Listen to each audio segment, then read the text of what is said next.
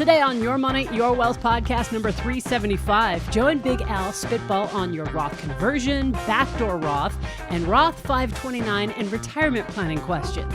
Does it ever make sense to do larger Calvin Johnson Roth conversions when the financial markets are way down? Should you convert to Roth now or in retirement? How do you spitball the right amount to have in 529 plans for education savings? And are the rules for doing a backdoor Roth the same if you're married filing separately? I'm producer Andy Last, and here are the hosts of Your Money, Your Wealth, Joe Anderson, CFP, and Big Al Clopine, CPA. We got, hello, Andy, Joe and Al. Most important, we drive a pair of 2016 Mazdas, Zoom. A pair. Yeah, they each have one. All right. His and hers. Ann and I have two Infinities. We got a turtle. We got a box turtle named Hamilton and a cat named Angel. We keep trying to be couch drunks in retirement like Joe has suggested, but we love exercise, fitness, and healthy food too much. However, with all your help, we upgraded from Coors Latte to Michelob Ultra. All right.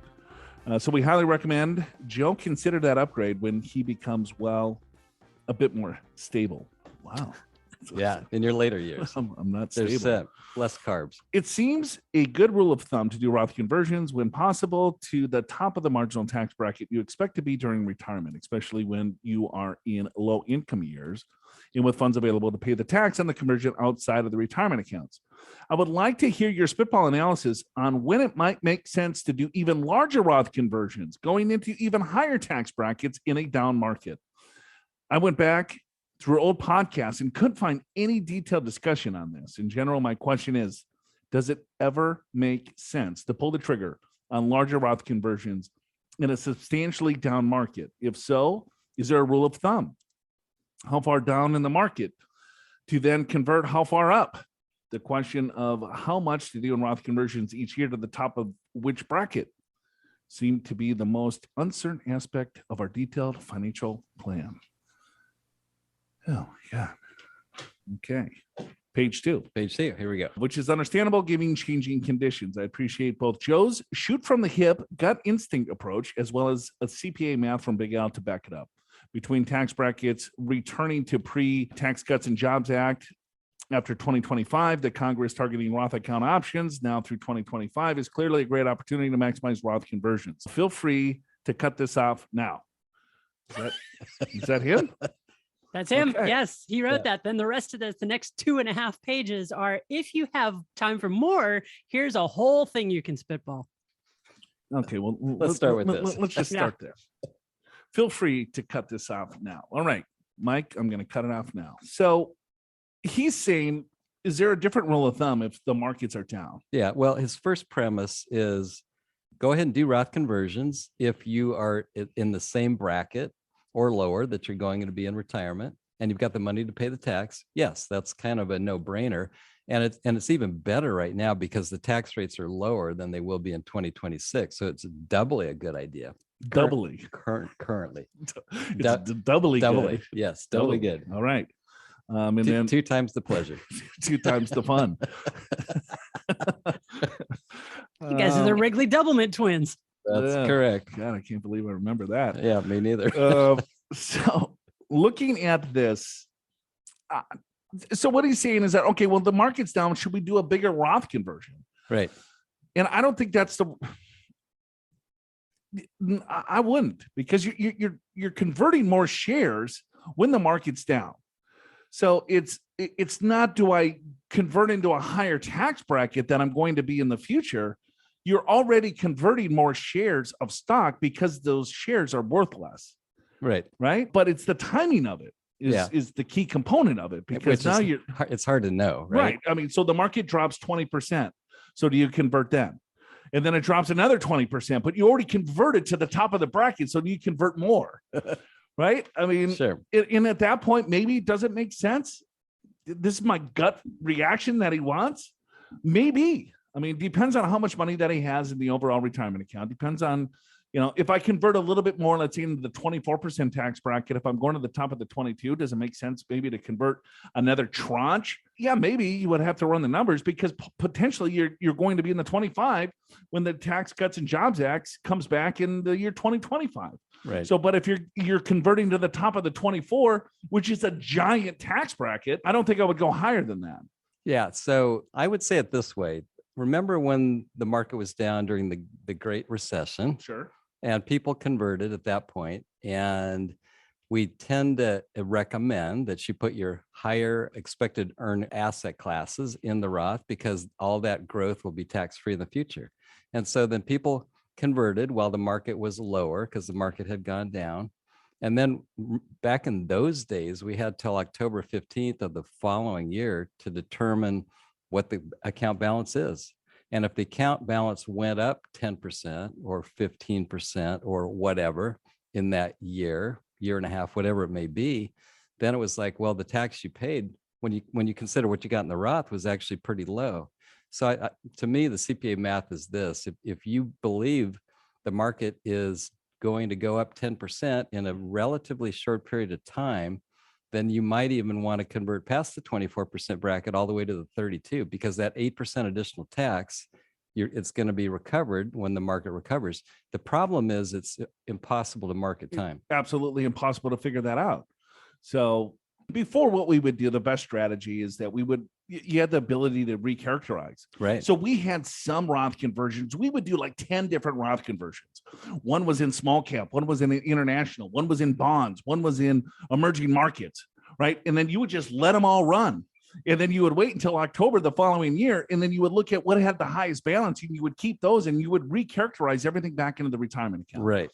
Or if there was still such a thing as, then it didn't matter what tax bracket that you're in, just convert $100,000. Who cares? Right. And then you would take a look at, all right, well, does the math make sense depending on the expected rate of return? Because you could recharacterize.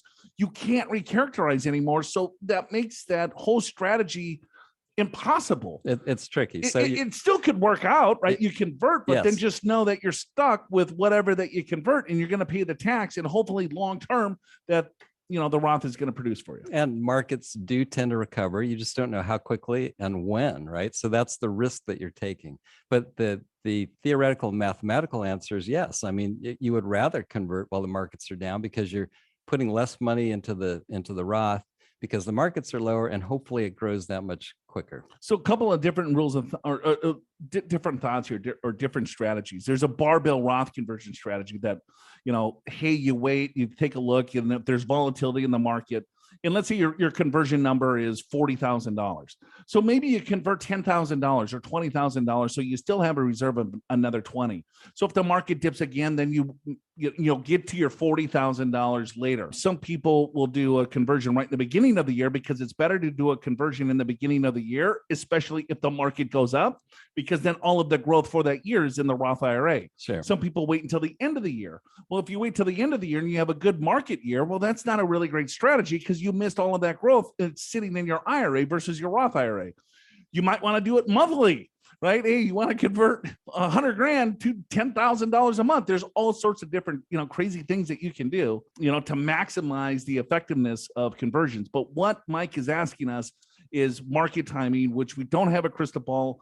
But if the market does go down, that is the best time to convert. But just know that the market could continue to go down. And then if you convert it to the top of whatever bracket that you want, does it make sense to convert more? Well, it's going to be on your assumptions of what you think the expected return is going to be in that account. Yeah, that's exactly right. When we could do recharacterizations, it was an easy math puzzle, but now it's more difficult, as you said. And so he goes on to say, perhaps you have time to spitball this more detailed hypothetical situation. Okay.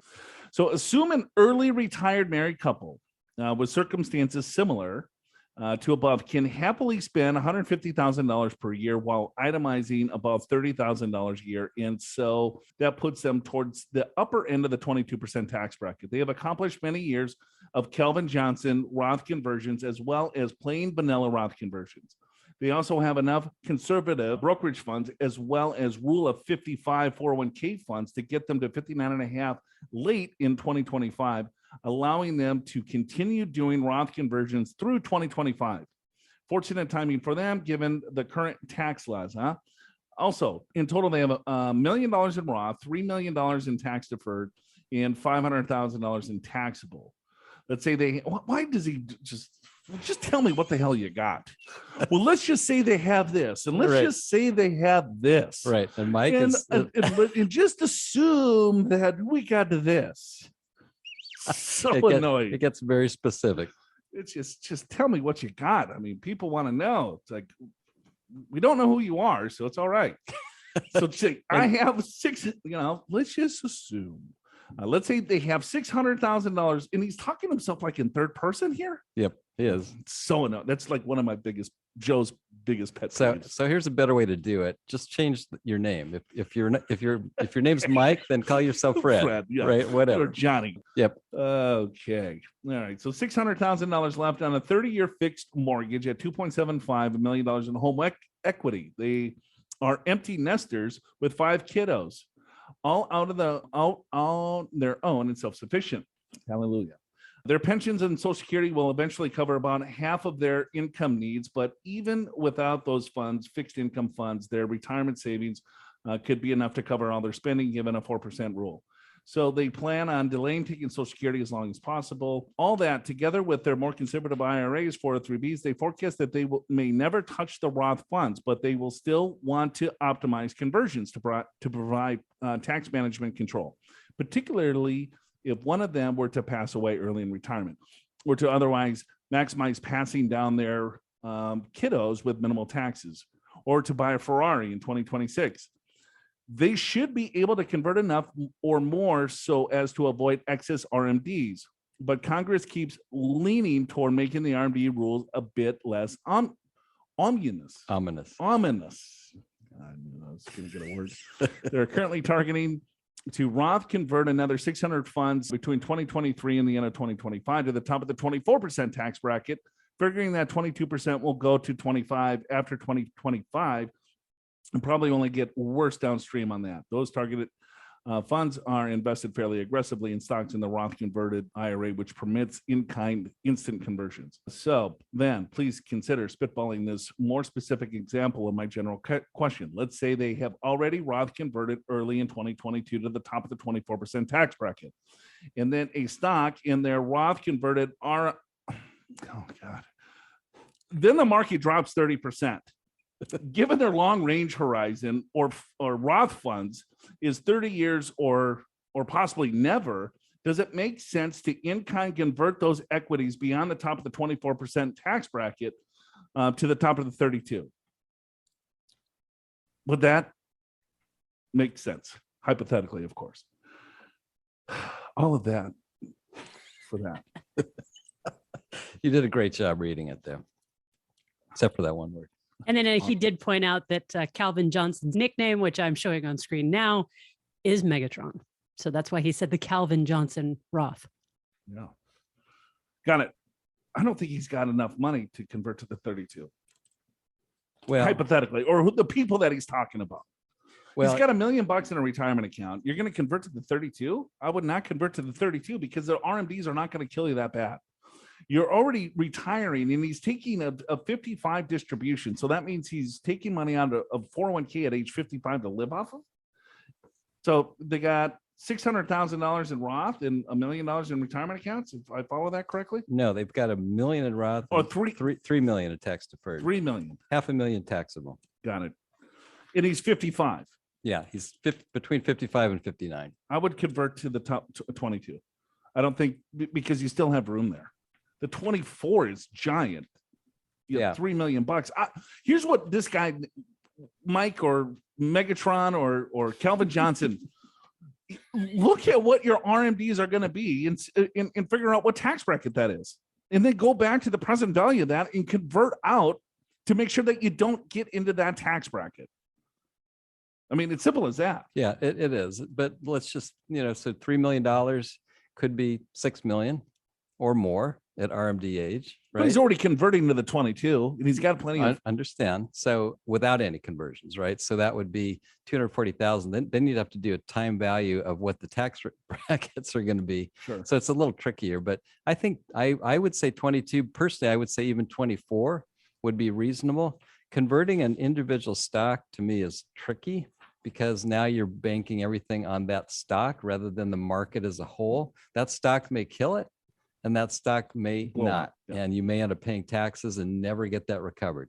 So at least for me, I would rather convert small cap values or emerging markets, which is a mutual fund or an index fund. Yeah, not just one individual that's- stock within that market. right. That's built up of 500 to 1,000 stocks. That's what I would rather do. But anyway, that's some people. Yeah, but as you know, if Facebook recovers and does well, then you're looking pretty good. Yep, I agree 100%. Thanks a lot, Mike. Appreciate the novel. Now it's your turn for a retirement plan spitball analysis. Visit yourmoneyyourwealth.com, click Ask Joe and Al on air, send in your money questions, your comments, suggestions, or requests, and the fellas will answer them right here on YMYW.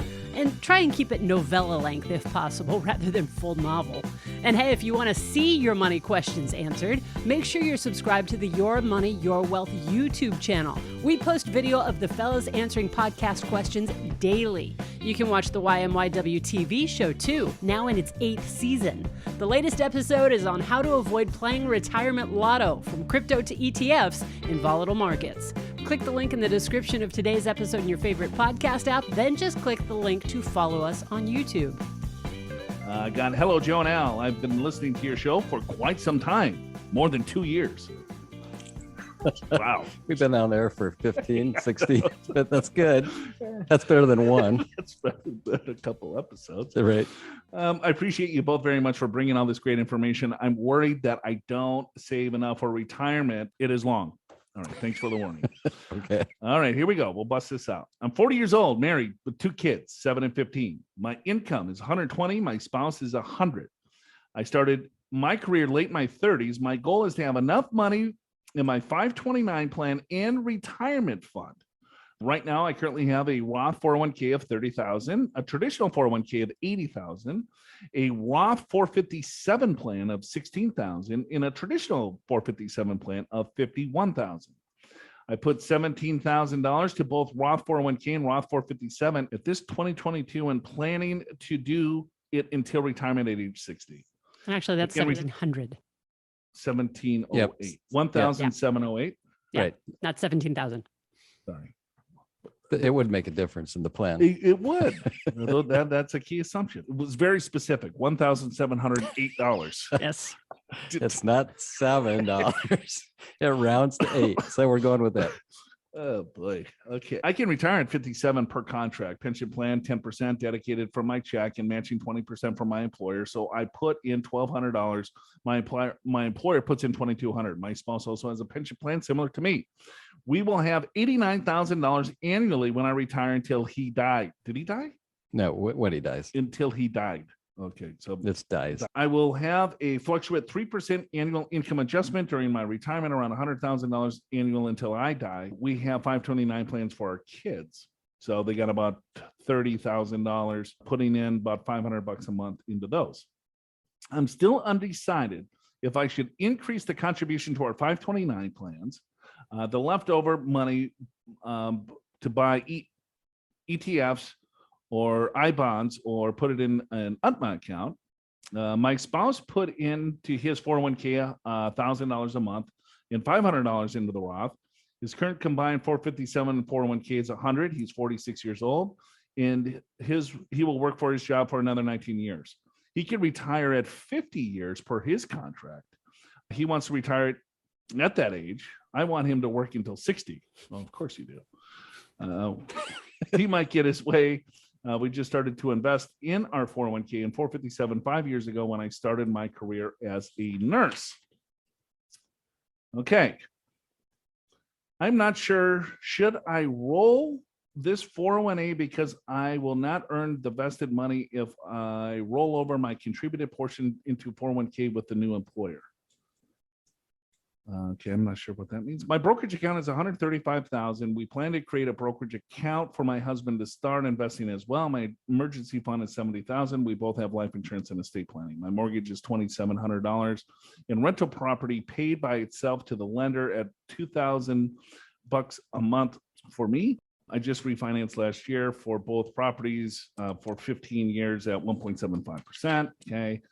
We don't expect to get any inherited fund. We both let our parents know to help our siblings instead of giving us money. All right. I told my husband that we are still behind in our finances, especially for college funding, and he needs to work until he's 60. He will be too young to retire at 50. Do we have enough retirement fund if he retired at 50 and I still work until I'm 60? What should I do with these 529 plans? My 15-year-old is getting close to college or university. He wants to go to UC. I know it's expensive. I spent school years working in my 1.5 years after graduation to pay off student loan debt, and I don't want this to happen to him. It is very stressful. I really appreciate your response. Have a successful day. Okay, with all of that, Al, what do we got going on? We got some money and we got pensions, and the husband wants to retire at 50 and she wants him to work until 60. Yeah. So roughly, she's got a couple 100,000 in retirement accounts. So does he. They've got 35,000 in 529 plans. It looks like they've got, call it 150 in a brokerage account. Something like that. Okay. And the mortgage, or they're going to receive $89,000 in pension payments. Right. What are we missing? Spending. Exactly. So we just spent 8 minutes going through. Now, if you're spending 89,000, then you're good. You're good. He can retire at 50. If you're spending 189, then you got some work to do. You got some work to do. Because 4% rule, if you need an extra $100,000, you better have 4 million. Is that the right number? Yeah. 4 times 4? No, that's 160. So you need about 2.5 million, I think, is the number to get 100,000 of spendable money. Yeah, it's about 1.7. So I guess let's just go through this. So all of you can do this at home. Yep. All right. First things first is, all right, so they're 45 years old. He wants to retire at 50. She's going to work until 60. So the first step is, okay, you figured out what you have. So that's a good point. Right. You have roughly $400,000 that is saved in your Roth and your 457s and your 401ks and IRAs and so on. So that's what you have that's going to produce income down the road that's going to supplement Social Security and your pension payments. So here's your liquid assets. Second step is, what are you spending? Are you spending 100,000? Are you spending 50,000? Right? And then let's say you're spending $50,000. Well, then you have to inflate that. So you're going to inflate that to his age 50 or his age 60, depending on when you want to retire. So use a conservative inflation rate of, I don't know, 3 or 4%, something like that. Sure. So you're looking at future dollars, not today dollars. And then you look at what you have for fixed income. So you have pensions of 89,000. You might have Social Security. I'm not sure if you put in Social Security, but you also have, it sounds like they're putting into the pension and Social Security. So you're going to have a pretty good sized fixed income from your pension and Social Security, but you got to figure out what that number is. So looking at that number compared to what you want to spend, what is your shortfall? So if you're short $50,000 or if you're short $150,000, those are two huge differences that you'll have to do some math to figure out what your nest egg should be. Right. A couple more quick things. One is when you start receiving the pensions, if you retire at 50 and the pensions start at 62, then you got a bit of a problem.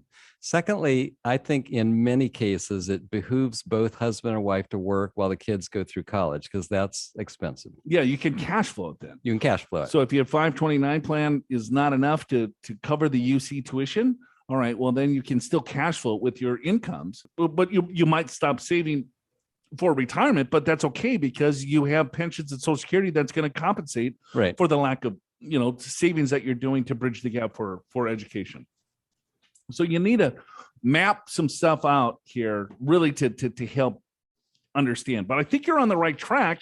I mean, you're not 60 looking to retire in 5 years and putting a couple kids through school and only have a few $100,000. I mean, you have a great pension. You've done a good job of saving thus far. You started late, no big deal. Now it's just really button the stuff up to figure out exactly, what are the next steps. So dudes, your shows are awesome. Offering up top shelf financial retirement information. I want to ask you your opinion on my below financial retirement tax plan. This is Dan from LA. Okay. Dudes, I like that. right on, So brah. that's Southern California type. Hey, brah. I'm single, 55, living in LA. No children and driving a 1998 Acura Integra GS, 104,000 miles on it. Killing it. $200,000 salary.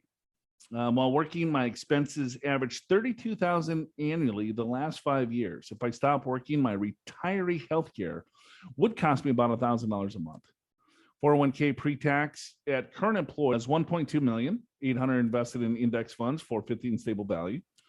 He's got $1.1 million in a brokerage account, all individual stocks. He's got cash savings of $300,000, Roth IRA of $150,000, traditional pre-tax IRA of $57,000. He's got a pension of $9,000 at 55, $20,000 at 65, $25,000 at 70. No COLA. I want to wait until I take it in age 70. Social Security is 36 at 67, 40 at 70. Want to wait until 70 to take. Currently renting, rent stabilized apartment.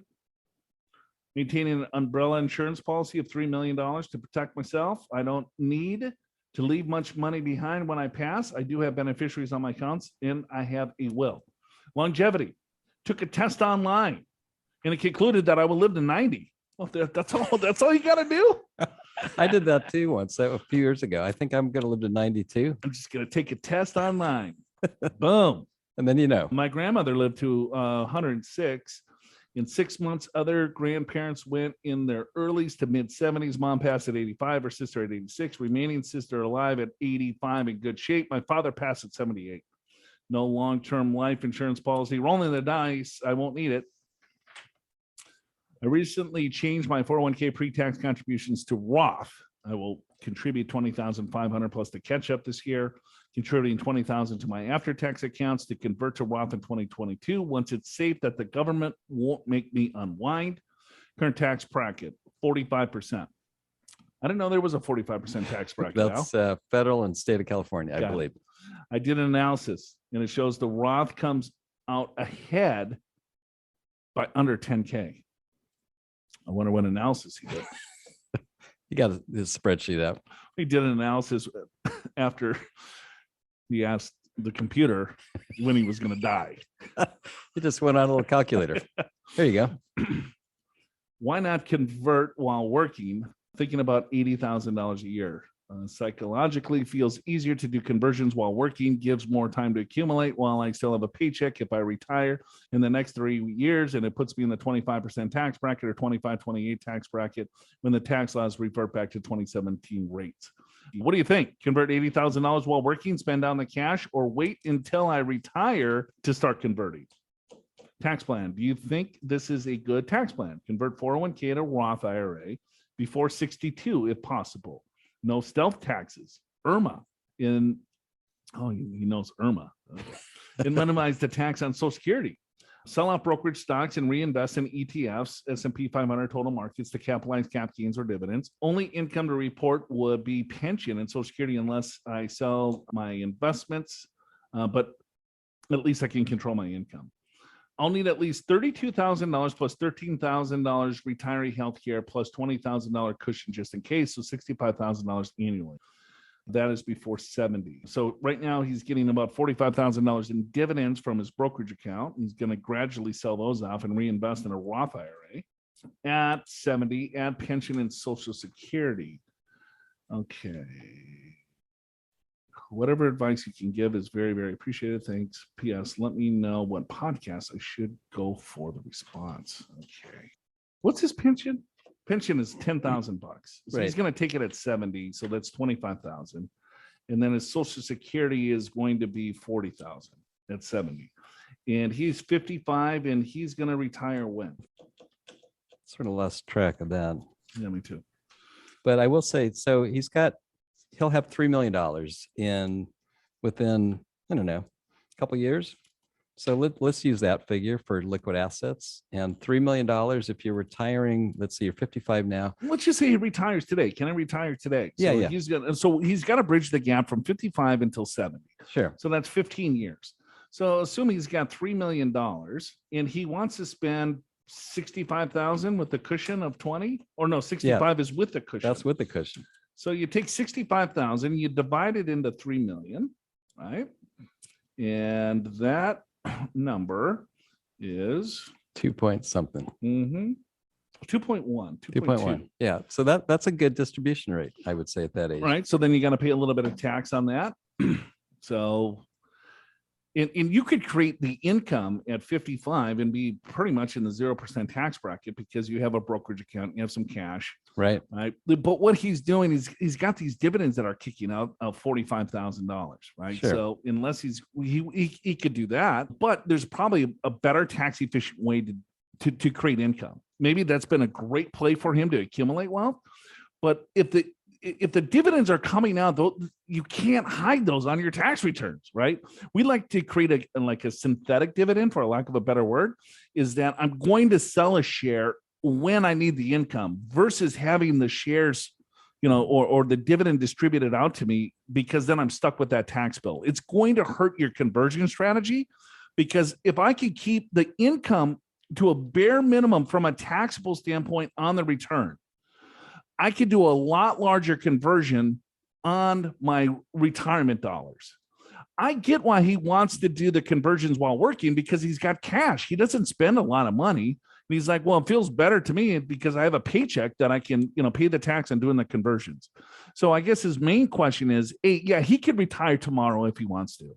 Second, should he do conversions if he's going to continue to work, or should he wait till he retires? And I think the answer is both, in my opinion. Yeah. Personally, I would wait. And the reason is you're in a 45% bracket now, including state of California. When you retire, as Joe just said, if you are tax efficient on your investments, you're going to be in a super low bracket, and you're going to be retiring. Let's just say you retire at 60. You'd have 12 years or maybe 15 years if the Secure Act 2 passes to get the converted amount out. So that's what I would wait on the conversions. You are already doing Roth 401k, which I'm fine with that.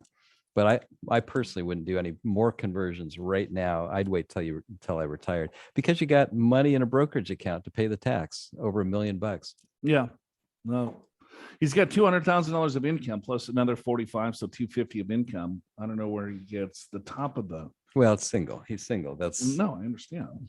I think that's right. All right, 215 is 32. Okay, well, 35 plus 10 is 45 is what he's doing. Right. So he's done a great job. Yeah, the answer is it doesn't really matter. You're in a great spot. Yeah. But if you want to be most efficient about this, then I do agree with Joe. You can retire. I wouldn't convert right now. I would wait till you retire. You've got plenty of money to pay the tax on conversion. You'll be in much lower brackets. You got a lot of years to do this. If you were 69, I might say something differently, but since you'll probably be in your 50s, I would wait. Yeah, he's 55 though. He's got time value money and he's going to live till 90. And by the time he turns 90, he's going to live until he's going to go back to the computer. And it's going to say 105. It's going to say 140. Yeah, he's going to beat his grandma. So I don't know. I would convert. Could you retire today if you had to? Or does your retirement plan need a reality check?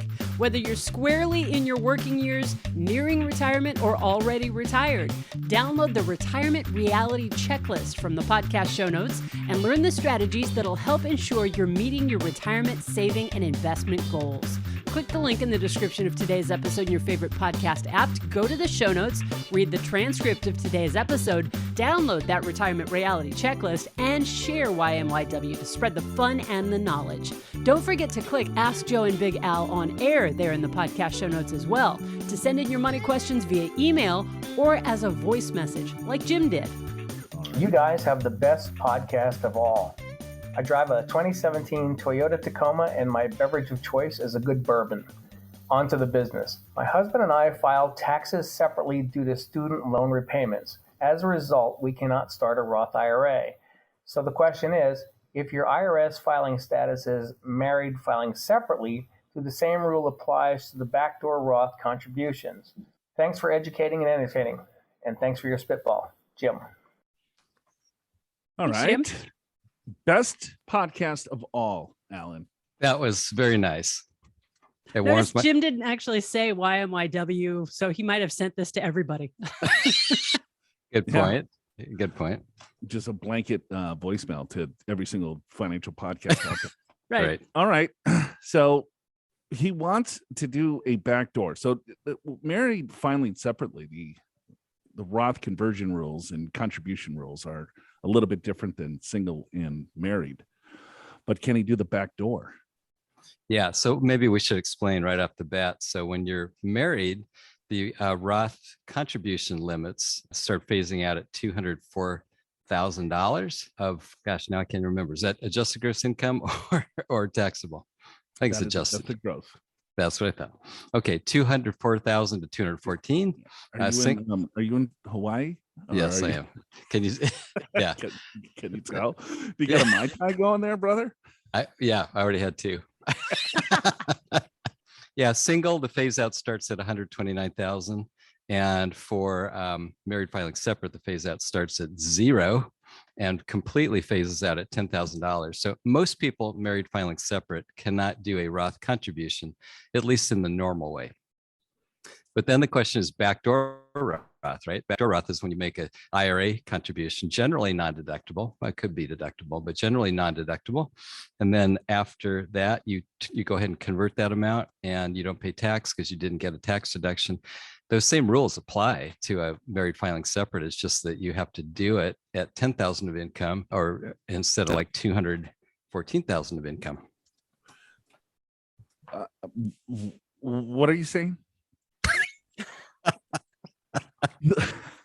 What do you mean? You're saying he cannot qualify to do an IRA contribution, deductible or non-deductible, if he has adjusted gross income over $10,000? No, Roth contribution. Yeah. So he could do an IRA contribution for sure. That's what I'm saying. Married filing separately. So you make the IRA contribution and then you go ahead and convert the IRA contribution into a Roth. Because there is no adjusted gross income limitations on a conversion. There's only adjusted gross income limitations on the contributions. The only thing that Jim needs to be wary of is the pro rata rules and the aggregation rules. Correct. And I don't really think those. I mean, who cares if you're only doing $6,000-7,000? I mean, the pro rata aggregation rules, the tax is not going to be that big anyway. And let's say he doesn't. It's a full deductible contribution. And then they're like, oh, well, I can't do the back door because I got the deduction. And if I convert it, I have to pay tax. Well, if you did a straight contribution, you pay tax because it's an after-tax contribution. It's the same, right? Yeah, that's exactly accurate. I think a lot of people sort of lose track of that, right? If you don't get an IRA deduction when you do the conversion, then there's no tax. Or if you do get if I already lost track, that's the Mai Tais are kicking in. Yeah, I got you covered, brother. You take it. But here's the issue. Everyone loves the word backdoor. You got backdoor, you got the barn door, you got the Megatron, you got the other stupid things that people just love to talk about the backdoor Roth. I mean, we should be called the Backdoor Roth Show. Yeah, we should. That's all we do is talk about the back door. But just think about it, folks. It's if you make a Roth IRA contribution, it's an after-tax contribution. So you already pay tax on those dollars from your paycheck. And then you take those dollars and you put it into a Roth IRA. And all of those dollars will grow 100% tax-free. Let's say, I don't qualify. The best thing about, all right, if you don't qualify for the contribution because you make too much money, then that's when the backdoor makes sense. It's like, okay, but I don't care about the pro rata and aggregation rules in regards if you're only doing a $7,000 conversion, right? But if you have a lot of bases, let's say that you've made a ton of after-tax contributions into an IRA over the years, and then you convert those dollars, then the aggregation of pro rata rules really come into effect because that could blow you up. Because we've seen people that have maybe $50,000 of non-deductible contributions over many, many years. And then they try to segregate that IRA and say, well, these are after tax. I'm going to convert this $50,000 and not pay any tax at all to get the 50 grand into the Roth. Well, no, you have to take the 50,000 of after tax and add it up to all of your IRAs. So that's the aggregation rules, right? So you aggregate all of your IRAs, just yours. If you're married, it's not you and your spouse. It's just yours. Individual retirement accounts, IRAs, it's all individual. So then you look at the pro rata, and then you just divide what your basis is into the total aggregate amount, will determine what is your tax-free portion of that overall conversion. But if you're just converting $5, $6, $7, $10,000, I mean, I think the benefits far outweigh a little bit of the tax that you will pay, depending, of course, your overall situation, to have compound tax-free growth for life. Yeah, I agree with that. And just to sort of reiterate, I'll try. So, so at any rate, if you do an IRA contribution and you're not able to deduct it, and you don't have other IRAs, you can then convert that amount and pay no tax. And that's the concept of the backdoor Roth. If you have other IRAs, it gets more complicated. But what Joe is saying is, don't worry so much about it. Just getting money to a Roth is a good deal for most people. Yeah, the only thing that it might be a surprise where you think it's going to be a full tax-free, conversion, because you hear backdoor, right? So you did the backdoor, but you didn't. You had other IRAs, so you have to follow the aggregation and pro rata rules. So, all right, wow, that was easy question that took a long time. In case you're wondering, just before Jim's question, Big Al teleported to his Hawaii office. He'll be joining us from there for the next couple of episodes. Next week, the fellas answer your questions on fixed indexed annuities, stable value funds, how much cash to keep on hand, real estate investments and inheritances, and more. Subscribe to the podcast or the YMYW newsletter in the podcast show notes at yourmoneyyourwealth.com so you don't miss a thing. No Joe equals woe is us in the derails at the end of this episode, so stick around.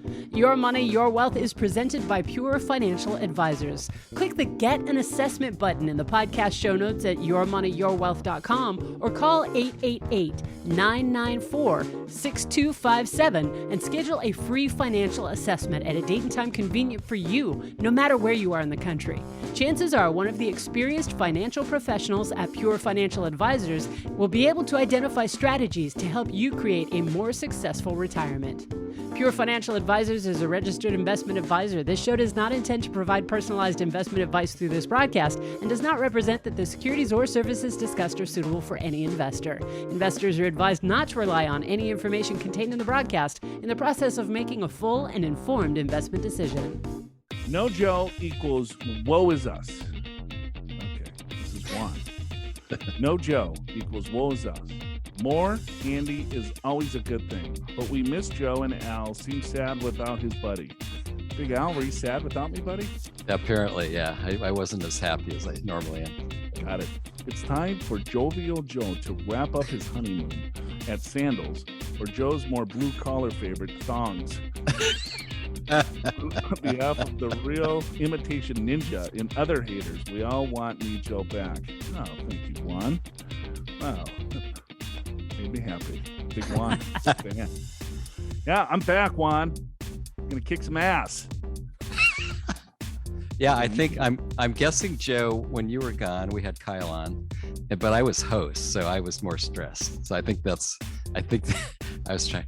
Okay, I got to do the ins and outs. Okay. Were you sweating a little bit? A little bit. We've only been doing this for 15 years, bud. I know, but you get used to your routine, and then when all of a sudden you're in another seat, it's like, oh, okay, this is a little different. Yeah, how many shows do you think you've done without me? Probably. Not too many. I've done a few. Probably, if I had to think, I'd say 10, 15. One a year. I get one weekend. You get one weekend off. A year. Yeah. How do you like thongs? How did you like thongs? Was that Thongs good? was awesome. It was so good. So good.